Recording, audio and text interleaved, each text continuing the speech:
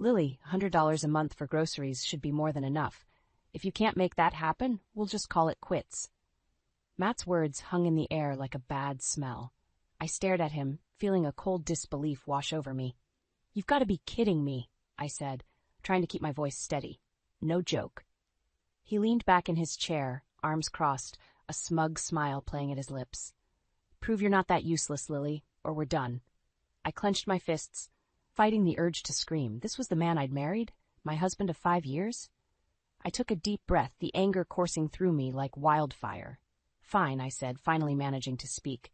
I'll do it. Matt shrugged as if it were no big deal. Good luck with that, he said, already turning his attention back to his laptop. I walked to the kitchen, his words echoing in my head. Useless. The man who used to praise my cooking, who loved every meal I put on our table, now reduced me to this? I grabbed a notepad and started jotting down meal ideas, my mind racing with determination. That night, as I lay in bed beside Matt, I stared at the ceiling. He was already asleep, completely unbothered by his cruel ultimatum. I replayed our conversation, every word a dagger to my heart, and something inside me shifted. This challenge wasn't just about groceries. It was a test of my worth, a value he'd callously questioned. I wasn't going to let him win. The next morning, I woke up early and headed to the store with my notebook in hand. I had a list, carefully planned out to stretch every dollar. As I walked through the aisles, I felt a strange mix of rage and resolve fueling my steps. I'll show him, I muttered under my breath, reaching for the discounted vegetables. By the time I returned home, I was exhausted but determined. I pulled out my phone and started filming. Hey everyone, it's Lily. Today we're tackling an impossible challenge, a month's worth of groceries on $100. As I chopped and cooked, I felt the knot in my chest begin to ease. The camera became my confidant. I shared recipes, tips, and tricks, pouring my heart into every post. The notifications soon started to ping. Comments, likes, new followers, total strangers cheering me on in this absurd quest. When Matt walked into the kitchen that evening, I was plating dinner. Smells good, he said, eyeing the meal with a rare hint of approval. I didn't answer. I was too fired up, too focused on proving him wrong through every flavorful bite. As days turned into weeks, my online community grew. Each meal I managed under the budget felt like a victory, not just over Matt's challenge, but over his belittling judgment. The more successful I became online, the more I realized how much I had let myself be defined by his cruel standards.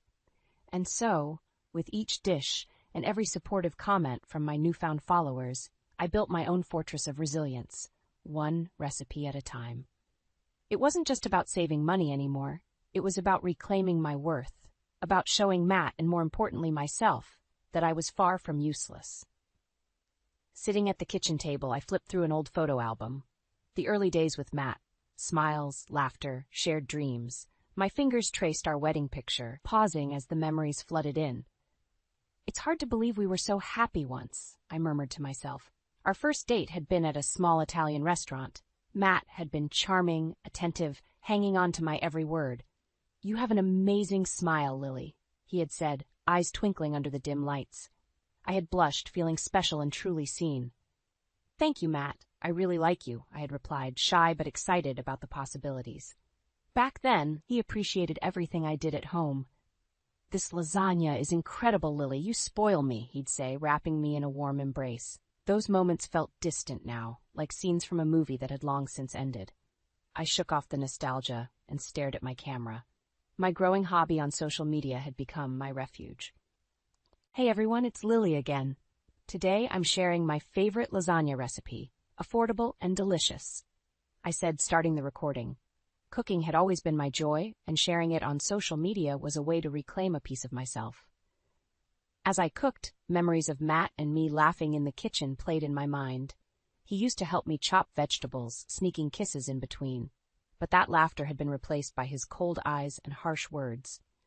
Scrolling through old photos, one caught my eye. It was a candid shot of me, giggling as Matt tried to flip a pancake.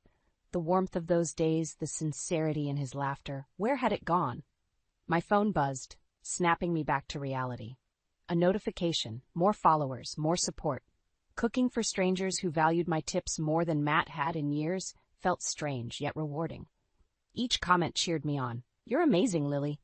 These recipes saved me so much." While my social media presence blossomed, Matt became more distant. He spent late hours at work, giving me a generic apology when he bothered to offer one. "Sorry, Lily. Big project. You understand," he'd say, dismissively planting a kiss on my forehead before retreating to his phone. With cooking videos and the supportive online community, I found myself less concerned about Matt's coldness. I replied to comments like I was catching up with old friends. "Thank you. I'm glad you enjoyed the recipe." One afternoon, I set up my camera for another video when an idea struck me. I opened the fridge and checked its sparse contents. "Let's make something amazing with what we've got. Watch how we turn these scraps into a feast," I declared, hitting record. It was both a challenge and a defiance against Matt's cruel test. That night, as I set the table with a humble but delicious dinner, I waited for Matt's reaction. "This looks good," he said grudgingly, eyes not meeting mine. The praise felt hollow, almost mocking, but inside, I knew I was more than his cruel words. With every dish I shared, with every follower gained, I rebuilt my confidence. Matt would come home later and later, and the man in those happy photos felt like a stranger. But I found solace in my own growth and the strength I never knew I had. We used to laugh together, dream together.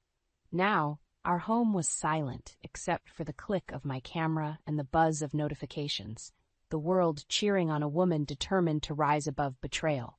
It started slow at first. Matt's missed dinners, the cold shoulder, the excuses wrapped in important business meetings.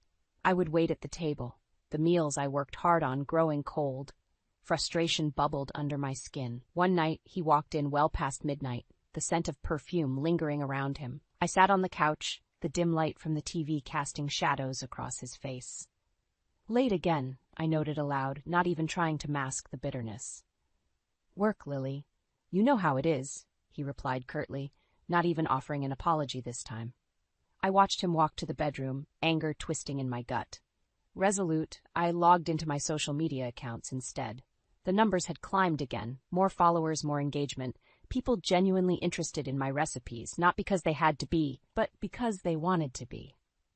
"Hang in there, you're doing amazing, Lily," one follower commented, lifting my spirits in small yet meaningful ways. As Matt's absences grew more frequent, I threw myself deeper into my content. Each meal, each new recipe shared became my silent rebellion. It was more than cooking, it was proof of my worth. I filmed everything, from budget-friendly gourmet meals to heartfelt kitchen hacks. The community's love and support started filling the void Matt left. "Hey guys, today we're making a $5 feast," I said into the camera, a determined smile on my face. Despite everything, I felt a strange sense of empowerment. Each new like and comment validating my efforts, but the doubts still gnawed at me. One afternoon, as I chopped vegetables for a new video, I broached the subject that had been on my mind. As Matt walked in the door, I turned to face him. "Matt, have you thought about starting a family?" I asked, voice steady though my heart raced. He looked at me like I had just suggested the most ridiculous thing imaginable. "A family, Lily? We can barely manage as it is. What makes you think we're ready for that?" His words were sharp, cutting deeper than the knife in my hand. "Is it really about that, or are you just not interested?" I pressed, needing to hear the truth. "Don't start with this now. I'm too tired for your nonsense," he snapped, brushing past me again. The sting of his rejection settled deep. With Matt coming home less and less, the house felt empty. His coldness was a stark contrast to the warmth and excitement I found online. It became routine, his late nights, my growing channel. I knew something wasn't right, but I also knew I needed more than his disdain. I kept filming and posting, each video a small victory. As my small success started to translate into brand deals, I felt the tide turning. The nights Matt spent away from home only fueled my drive. Despite the pain and isolation, I found comfort in the screen's glow, a beacon of hope and validation. Little did Matt know, his neglect and cruelty were pushing me toward something stronger. His distance gave me room to grow, to prepare for what was coming next. With every new follower and every night spent alone, I found resilience I never knew I had. I was on the brink of uncovering Matt's true nature, and when I did, he'd see just how strong I had become. Another day, another challenge. This would be the third week since Matt dropped the bomb with his ultimatum, and my spirits were oddly high. The $100 grocery budget had become my battlefield, and I was winning. I prowled the aisles of the supermarket looking for deals, comparing prices. People might say it's impossible, but I'd managed to stretch every dollar. I picked up a pack of chicken thighs, discounted and perfect for multiple meals. When I returned home, I set up my camera. Hey everyone, today we're making 3 meals out of this pack of chicken. Can we do it? Of course we can. I began filming with a confidence that felt almost strange, yet very real. As my audience cheered in the comments, Matt's absence became a dull ache in the back of my mind. His late nights continued, his presence at home minimal. I moved around the kitchen like an artist in her studio, every chop of the knife a brushstroke against the canvas of betrayal he had painted. Matt stumbled through the door later that night. I was on the couch, answering messages from my followers. He walked into the kitchen, looking around for the meal I'd prepared. "Where's dinner?" he asked, voice gruff from what I guessed was another night out. "In the fridge. I saved you a plate," I replied without looking up. He grumbled as he heated it up. "You know, this budget thing isn't going to work forever," he said between bites, his tone laced with condescension. "Maybe not," I replied calmly, typing another response on my phone.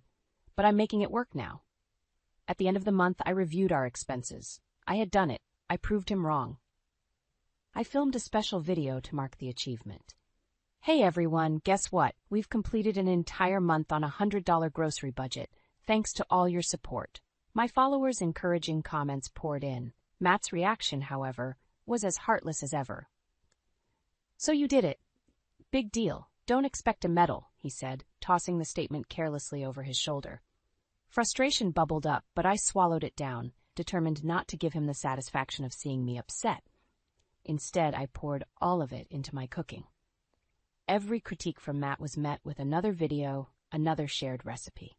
The tension in the house was palpable, the air thick with unspoken words. Our conversations were limited to basics, a flimsy facade of normalcy.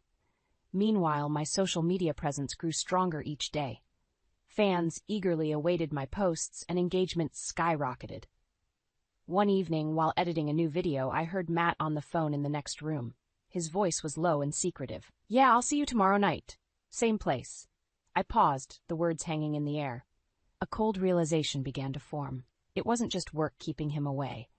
My hands shook as I continued editing, playing the dutiful wife while pieces of a darker puzzle slowly clicked into place. The $100 challenge had come and gone, but something far more challenging was on the horizon.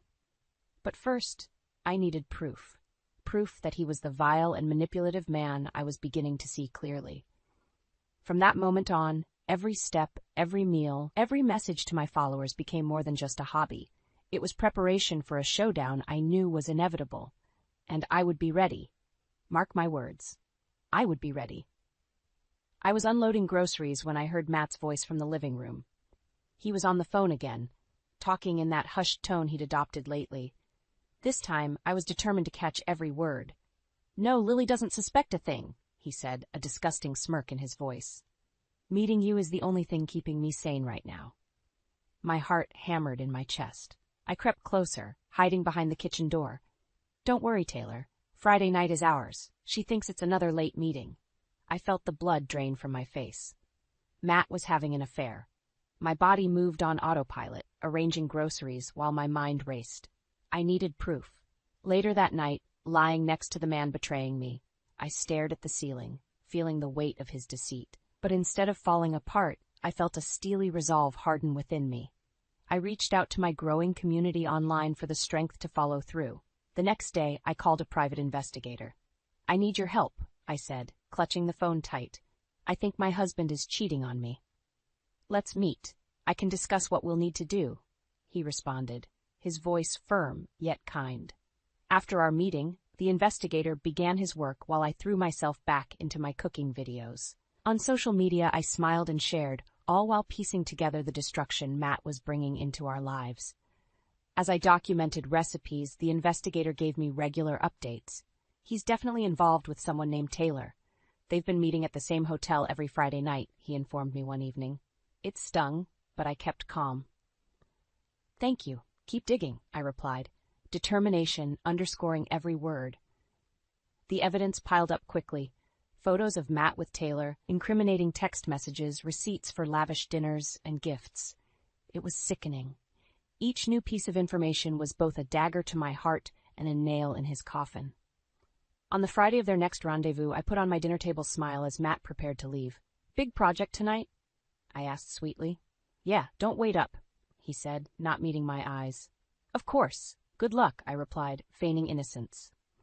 Once he was gone, I sat down with the evidence, feeling a strange mix of emotions. There was anger, betrayal, and something else, relief. His demand for the $100 grocery budget, his absence, his coldness. It all made sense now. I stared at the pile of proof before me. The private investigator had even gathered videos, Matt laughing intimately with Taylor, looking at her the way he used to look at me. The anger simmered, but I held it back. The next morning, I confronted Matt, evidence spread out on the table. "Care to explain this?"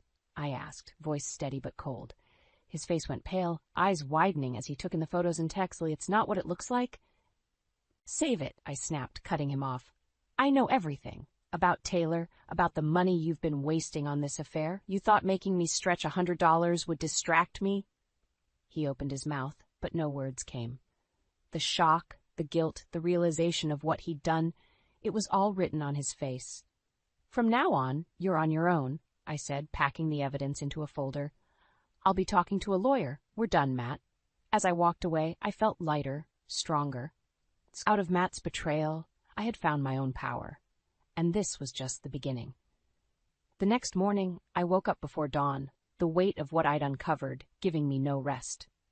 But today was different. Today wasn't about waiting. It was about action. As Matt stumbled into the kitchen, barely awake, he didn't even glance at me. "Where's my breakfast?" he growled, his usual demands cutting through the silence. I met his eyes with an icy stare. "You want something to eat?" I tossed a crumpled $2 bill on the table. "Here's $2. Get yourself some cheap junk. Figure the rest out yourself." He froze, confusion and anger flashing across his face.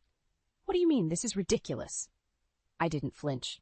"Ridiculous? You think your affair is ridiculous? I know everything, Matt. Taylor, the hotels, the money you've wasted." I threw the folder of evidence onto the table, its contents spilling out. His face turned a sickly pale. "Lily, I can explain." "No, you can't." I kept my voice firm, every word a blow to his crumbling facade. "You pushed me to prove my worth. You tested me. Now it's my turn." I watched him scramble to find words, any words, but there was nothing left to say. I reveled in the silence, then turned and walked away, leaving him amidst the evidence of his betrayal. Once I was out of the house, I called my lawyer. "I need to file for divorce, and I want to make sure he pays for what he's done." My lawyer, Sarah, didn't miss a beat. "Gather all financial records, any proof of infidelity, anything that shows misconduct. We'll make sure he gets what he deserves." Armed with her guidance and my newfound determination, I dove into preparing my case. At the same time, my social media following was buzzing. Subtly, I started sharing snippets of my story without mentioning Matt directly. Sometimes, life throws challenges that test our strength. I posted alongside a photo of a simple yet elegant meal. The comments overflowed with support, my online community rallying around me in ways I'd never expected. Each day, I became more focused. Sarah and I met regularly, carefully piecing together the case that would ensure justice. Meanwhile, Matt's attempts at reconciliation became more desperate. "Lily, can we talk?" he pleaded one evening, blocking my path in the hallway. "There's nothing to talk about," I replied, pushing past him with a cold stare. His workplace caught wind of his affair soon after. Whispers and side glances followed him in the office. Taylor, now exposed, tried to keep her distance, leaving him more alone than ever. As my cooking brand continued to rise, I felt the tide shifting. My focus wasn't revenge for its own sake. It was reclaiming my life, my worth. I plunged into new projects, developing recipes, and making plans for a future without Matt. On the day of our court hearing, I walked into the courthouse with Sarah by my side. Matt looked gaunt, defeated. The evidence was overwhelming, and the judgment was swift. He would pay dearly, financially through alimony, and socially as his reputation lay in tatters. As we exited the courtroom, Sarah turned to me, her smile filled with genuine warmth. "You did it." I nodded, a weight lifting off my shoulders. This is just the beginning. Walking out of the courthouse, I felt an unfamiliar lightness. It wasn't just about winning the case, it was the freedom from years of deceit and manipulation. But the journey wasn't over. Matt's world was only beginning to crumble. The first crack appeared when Taylor publicly distanced herself from him. Word of their affair spread like wildfire in his professional circles. "I can't be associated with this mess," she told him during their last clandestine meeting, which ironically wasn't so clandestine anymore. The private investigator had made sure those images surfaced at just the right time. Matt staggered into the house late that evening, a shadow of his former self. "Lily, please. Can we talk?" His voice was strained, desperate. I glanced at him with detached indifference. "We have nothing left to discuss. You made sure of that."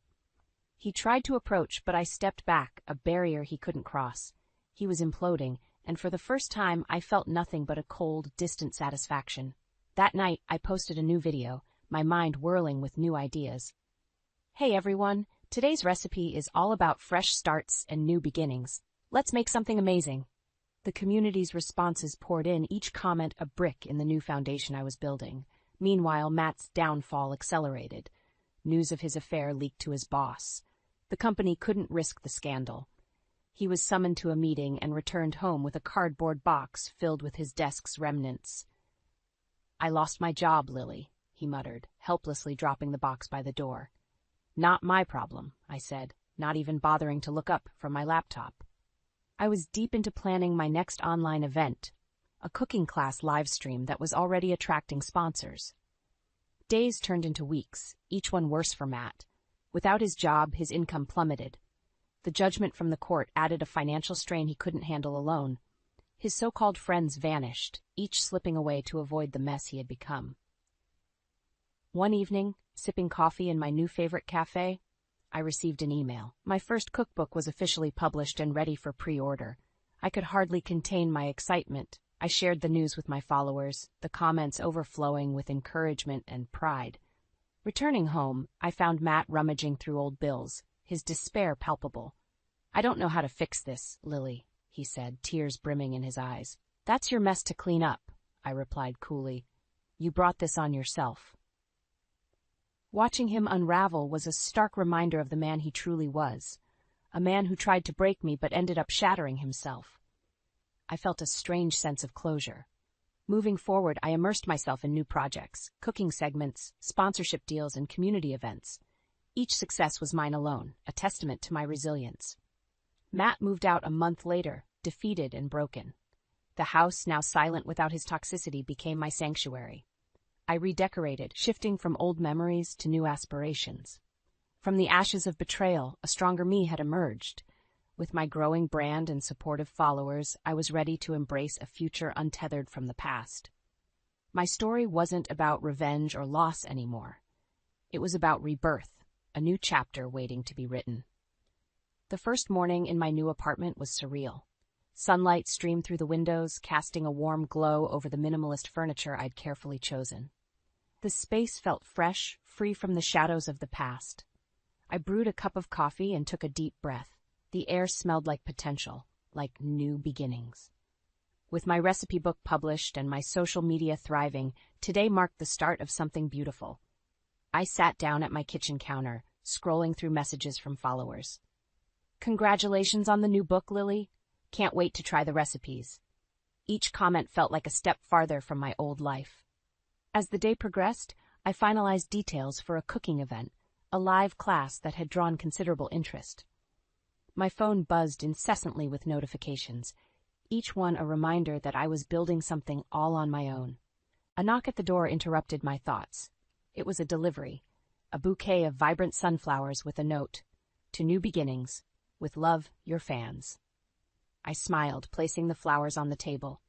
Their brightness mirrored my newfound optimism. Later, preparing for the live stream, I couldn't help but think of how far I'd come. The screen blinked to life and hundreds of faces filled the grid, each one eager to learn from me. Welcome, everyone. Today, we're making a special recipe from my new book. It's all about transformation, taking simple ingredients and turning them into something extraordinary, I began, the excitement in my voice matched by the enthusiasm in the comments. The interaction was electric, each step met with applause, each tip eagerly absorbed. I felt a deep connection, a shared journey of resilience and growth. By the end, the chat was filled with praise and gratitude. "Thank you, Lily. You've inspired us so much," one comment said. "No, thank you," I replied, feeling a lump in my throat. "You've all been my strength." After the class, I settled into the quiet of my apartment, reflecting on the path that led me here. The old life with Matt felt like a distant memory, a heavy coat I had finally shrugged off. A few days later, I heard through mutual friends that Matt was struggling. His new job was low-paying, and Taylor had left him after realizing he couldn't provide the lifestyle she wanted. There was no satisfaction in his misery, only a reminder of what I'd escaped. I poured my energy into new projects, expanding my cooking brand, planning future books, and engaging more deeply with my online community.